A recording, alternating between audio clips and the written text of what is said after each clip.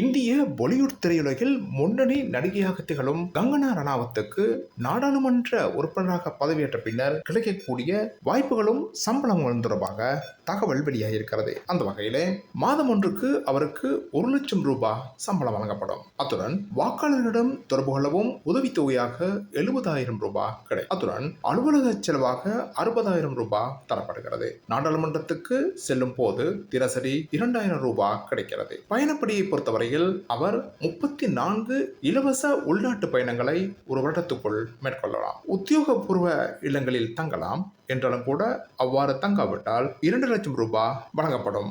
மருத்துவ வசதிகளை பொறுத்தவரையில் அரசின் சுகாதார திட்டத்தின் கீழ் அனைத்து மருத்துவ வசதிகளும் கிடைக்கின்றன.